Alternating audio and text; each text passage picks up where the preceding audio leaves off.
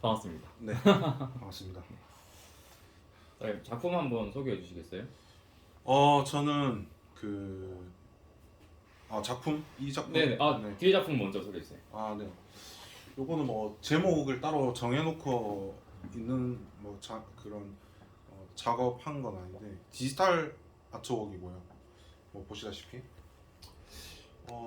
주로 이제 제가 연습 습작 이런 거를 많이 할 때 쓰는 어떤 패턴들을 이제 조합해서 그 완성된 그림이고, 어떤 의도를 가지고 그린 것보다는 저의 마침 저의 정체성을 가장 잘 드러내는 작품이라고 이제 생각이 들어서 좀 소개를 해드리고 싶고, 그 제가 이제 그 필명으로 활동하는 그 패스레이터라는 그 이제 필명을 사용하고 있습니다.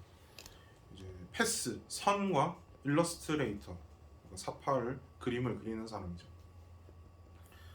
네, 이것을 합쳐서 이제 패스레이터라고 부르는데, 그래서 저는 어떤 동일한 굵기를 가지고 그 한 지면에서 이렇게 작품 활동을 그 작업을 하는 것이 저의 가장 두드러진 특징이라고 이제 볼 수 있는데, 그 선을 저는 좀 정의를 하는 것이 한 유니트로 하나의 이제 그 생명체가 완성이 되기 전에 그 조직을 이루기 전 이제 세포라고 전 정의를 하거든요.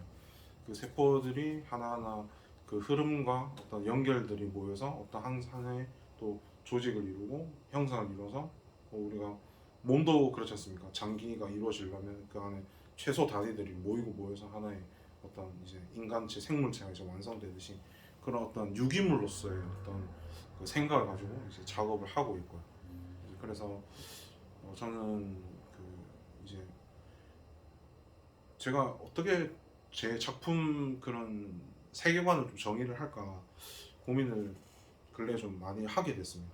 예전에는 그냥 선으로 이렇게 그리는 것 자체만으로 그냥 즐겁게 뭐 작업을 했던 생각이었는데, 좀 더 작가로서의 나의 정체성을, 그리고 그걸 담아내려면 그 그룹을 어떻게 좀 정의를 할까, 이런 생각을 많이 하다가 어, 그 선이란 게 경계를 나타내잖아요. 그렇죠. 네, 어떤 A라는 곳에서 B라는 곳에 넘어가려고 한다면 그 경계라는 것들이 뭐 그게 벽이 될 수도 있고, 또 경계가 이제 존재를 하는데, 그 선이 존재하는데,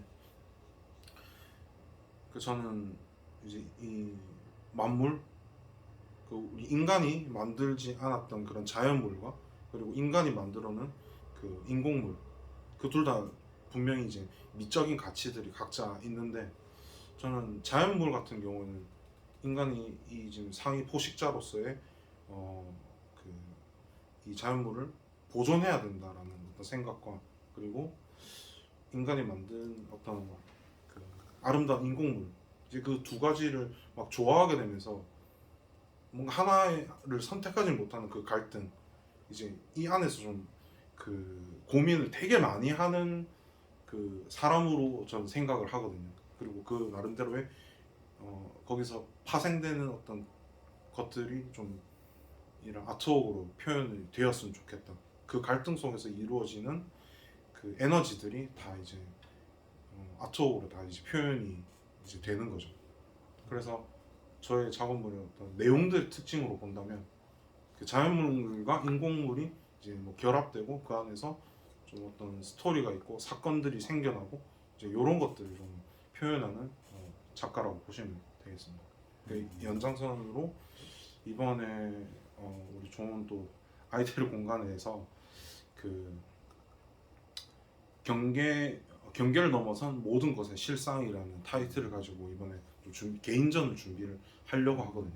그래서 저의 어떤 패스 선이라는 정체성을 가지고 그 이제 지금 보면 뭐 우리 모든 인류가 다 힘들어하고 있는 코로나 사태, 그 팬데믹 과정 속에서 어떻게 보면은 그 분명히 질병이 머물러야 될 곳이 있었는데, 우리가 어떠한 작용으로 인해 가지고 이 경계를 넘어서서 지금 우리가 어떻게 보면 그 인광보의 과정을 겪고 있다라고 보거든요. 뭐 물론 모든 인류가 그 잘못을 저질러서 그 업보를 감당하는 건 아니지만, 어떻게 보면 큰 맥락 속에서는 우리가 도시에 살고 사람들이 모여서 있고 뭐 이런 군락을 이루고 이런 과정 속에서 경계를 다 넘습니다. 네. 뭐 하다못해 내가 자그마한 실수를 하더라도 그 경계를 넘어서 누군가한테 피해를 주게 되고 뭐 이런 여러 가지 현상들을 이제 보고 느끼면서 그 사건들을 하나하나 저만의 이제 팝아트 스타일로 뭐 그래피티 아트 요런 쪽으로 좀 원색적이고 그 색 무드를 좀 컬러 무드를 정해서 진행을 지금 하려고 준비 중에 있습니다. 전 되게 기대가 되는 음, 사람인 것 같아요, 작가님. 아 그냥 사람 네, 자체 네 감사합니다. 네. 제가 제 입으로 말하기 좀 그렇지만 저를 막 그렇게 극도로 싫어하는 사람들을 많이 보지는 못했던 것 같아요. 어, 네, 뭐 둥글둥글하고 뭐 그래서 그런 건지. 네. 그래서 저는 작업하시는 것들이나 뭐 지금 행보들을 보면은 계속 연구하고 탐구하는 게 네. 화면에 그대로 드러나시는 분인 것 같아서 아, 그래서 감사합니다. 지금 하는 연구들도 이 다음 사람은 다음 연구가 어떻게 될까 같은 게 되게 기대가 됩니다. 뭐 거기에 대해서 이제 좀 나름대로 제가 감히 좀 첨언을 해보자면, 제가 베이스는 사실 우리가 흔히 생각하는 이제 상업 미술, 이제 디자인을 전공을 하고, 오랫동안 그 예술가 지금도 어떻게 보면 그 마음이 변하지는데 예술과 디자인 경계를 좀 명확하게 두는 부류 중에 하나인 것 같아요. 그게 그 전공자들의 가장 두드러진 특징이라고 볼 수 있고 또 이 업계에서 대부분 그런 생각을 하고 있고요. 그래서 제가 굉장히 다른 작가분 이야기해도 네, 상관없네요. 상관없어요. 네. 존경하고 굉장히 지금 나름 경쟁자로 말하기도 좀 웃기지만 그 선망의 대상으로 좀 그 보고 있는 저 이제 탑 티어 쪽에 있으신 어떻게 보면 뭐 예술가를 탑 티어라고 말하기는 어쨌든 대중적인 그런 그 인지도를 가지고 계신 분인데 이제 그라플렉스라는 작가분이 있으시거든요. 네. 이제 그분도 그분의 어떤 인터뷰를 잠깐 들었었는데 남의 일들을 계속 오래 하다 보니까 내가 더 이상 창작을 할 수 없는 그런 상태까지 이르렀다. 그래서 내가 더 재밌고 즐겁게 할 수 있으면서도 또 뭔가 생계를 이루어가는데 문제가 없을 것들이 무엇일까 뭐 이런 되게 고민을 많이 하다가 또 좋은 기회가 있으시고 실력도 워낙 출중하시고 이러셔서 끊임없이 그 자기가 하고자 하는 어떤 영역에서 연구를 하고 그러다가 또 이제 다이나믹 듀오 그 인형 예전에 앨범 자켓에 그 다듀 그 개코랑 그리고 잠깐만요. 네. 누구지? 갑자기. 최자.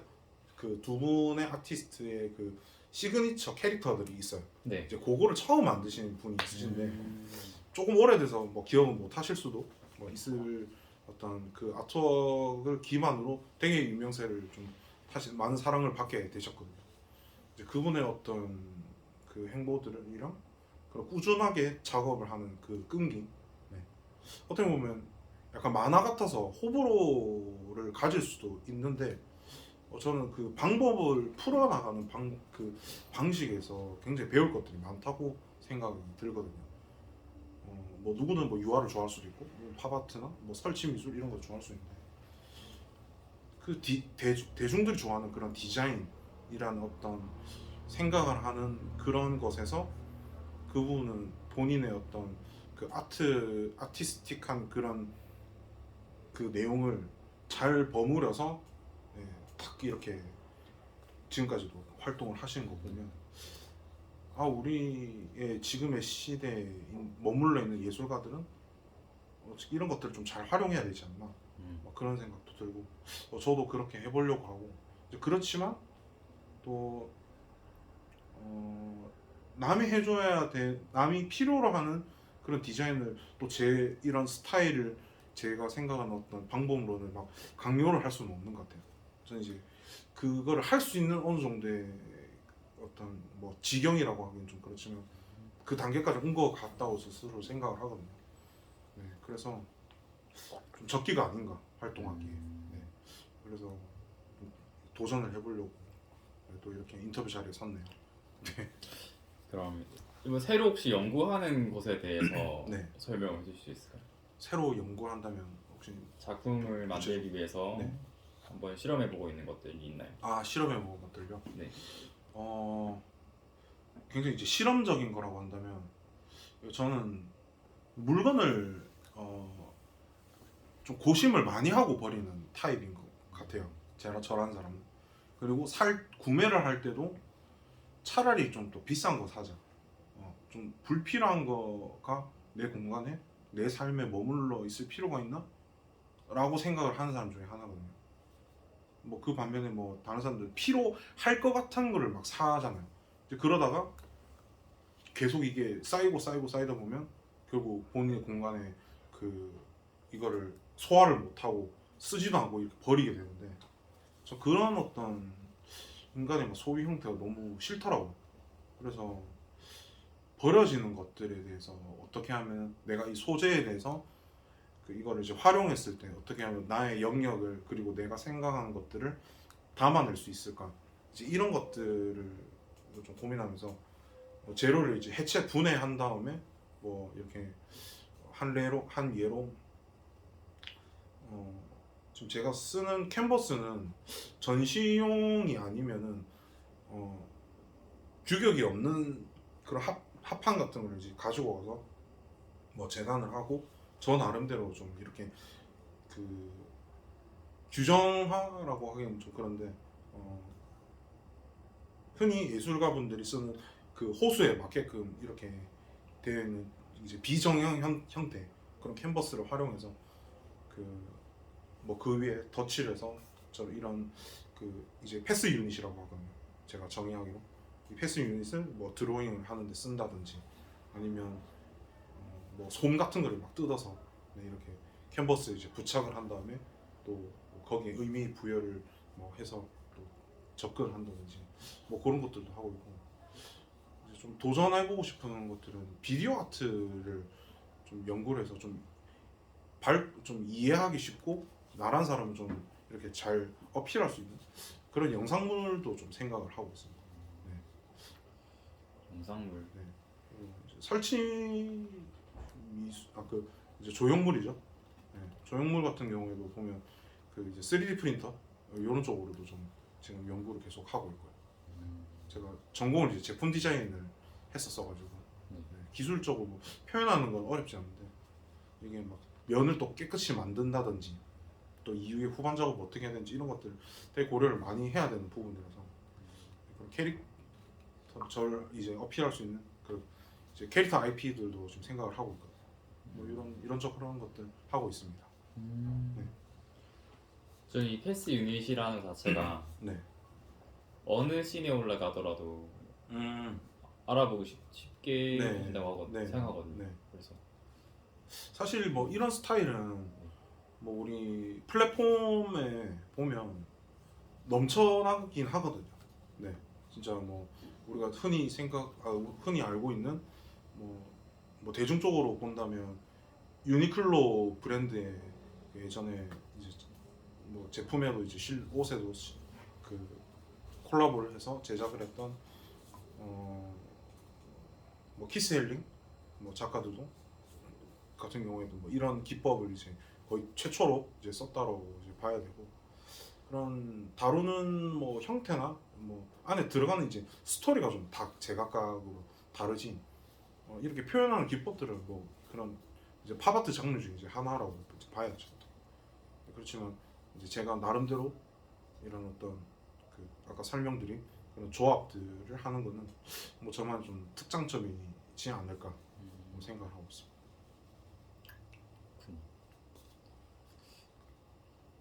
혹시 작업할 때 네. 특별한 방법이랑 어려운 점이나 그런 게 있으면 말씀해 주실 수 있을까요? 이제 실내에서 작업을 제가 하기가 좀 어려운 좀 작업 스타일을 가지고 있는 것 같아요. 캔버스에 이제 뭐 캔버스도 그림을 그리고자 하는 대지에 이걸 이제 저는 굉장히 그라데이션이나 뭐 어떤 명암이 표현되는 그런 기법은 아니에요.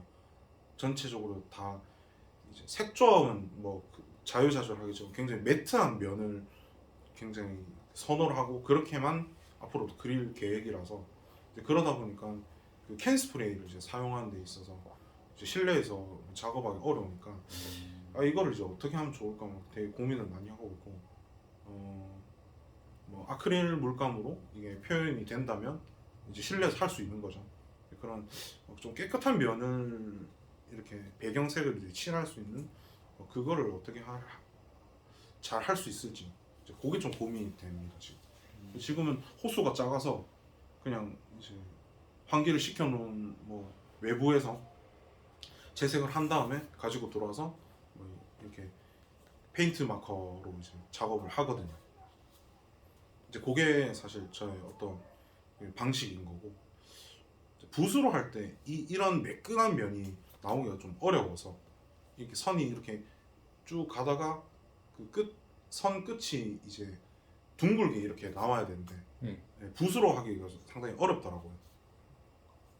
이 페인트 마커는 앞에 이 펜 촉이 둥글기 때문에 끝이 딱 둥글게 마감이 되는데 붓이 그게 좀 어려워서 어떻게 할까 좀 여러 가지 고민이 됩니다. 붓을 동그랗게 자르면 어때요? 붓을 동그랗게. 아니 동그랗게 자른 붓을 한 번 더 이렇게 한다던가. 하여튼 붓을 어떻게 변형을 해서 네. 마감을 할 수 있으면 붓도 저는 괜찮지 않을까. 근데 이제 쓰는 근육이 좀 다를 것 같아요. 맞아요. 네. 붓은 이제 눌러서 네, 하거나 묶여야 되니까. 이렇게 찍어서 뭐 이렇게 하는 경우인데 저는 항상 여기 이 근육과 손 이거 그 호의 움직임을 통해 가지고 이제 근육을 사용하다 보니까 그것도 연습이 좀 많이 필요할 것 같습니다. 붓을 써볼까라는 생각은 아직 못 해본 것 같아요. 워낙 또렷하고 빨리 그리고 호흡이 짧은 그림을 저는 좀 선호를 하기 때문에 대신 생각을 앞에 많이 해놓고 옮기는 거죠. 네, 저도 작업을 하거든요. 네. 작업을 하는데 솔직히 저도 붓이 너무 어려워요. 네. 그래서 저는 깨끗한 이런 면을 그냥 시트로 다 만들어가지고 네. 펀칭을 해서 네. 시트 뜯은 다음에 네, 거기다가 그렇게, 물감 바르는 식으로 네, 그렇게들 많이 하시더라고요. 찍어내는 식으로 작업을 그렇게 했는데 마스킹을 맞아요. 하는 거죠. 마스킹 해가지고 네, 맞아요. 그렇게 스텐실로 작업을 하게 되더라고요. 깔끔한 면을 연출을 하기 위해서. 그래서 비슷한 고민을 하신 것 같아요. 네.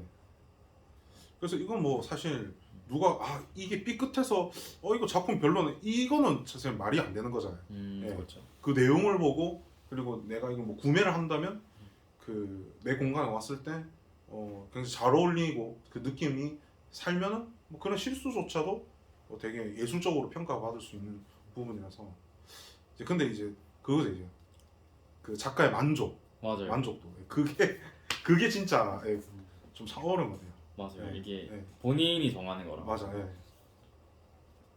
만들어 놓고 마음에 안 들 수도 있어. 그렇죠.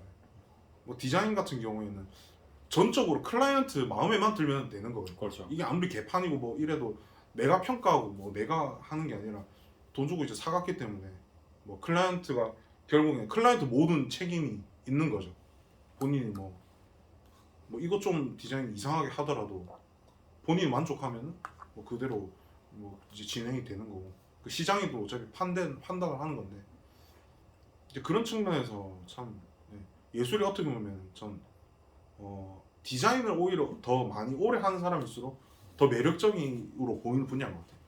또 반대로 또 예술계에 오래 있으신 분들은 또 이런 판매를 어떻게 할지 뭐 이런 고민을 많이 하니까 또 디자인적인 성향을 또 공부를 또 하시려고 하고 뭐 그런 것들이 좀 왔다 갔다 하는 것들이 아닌가 생각이 듭니다. 평소에 작업은 얼마나 하세요? 하루 단위로 보면 뭐 습작이 되었든 뭐 낙서가 되었든 한 2시간 정도는 하는 것 같아요. 최소 2시간 정도 하고 제가 이제 단체전을 한 3번 정도 이제 하면서 느낀 건 확실히 시간 안배가 진짜 중요하다. 시간 내에 끝내야 된다라는 그런 계산도 작가 머릿속에 다 있어야 되고 그래서 그 루틴을 잃지 않기 위해서 하는 이제 진짜 최소한의 시간인 것 같아요. 우리가 뭐 배고프면은 그래도 점심 저녁 이렇게 끼니 때 밥 먹듯이 다만 5분이라도 그리고 또 그 5분이 또 모이고 모여서 2시간을 채우거든요. 앉아서 2시간 내도록 그리는 건 아니고 그래서 최소한의 시간을 확보하려고 네, 노력 중입니다. 그럼 혹시 지금 이제 다른 일도 같이 하고 계시잖아요. 네네네. 그런데 혹시 그림으로만 먹고 살 수 있으면 전업으로도 전향하실 생각 있으신가요? 한 번도 생각을 안 해봤는데 그러니까 그 말은즉슨 아직까지 확신이 없어서 네, 그렇다라고 얘기할 수 있는데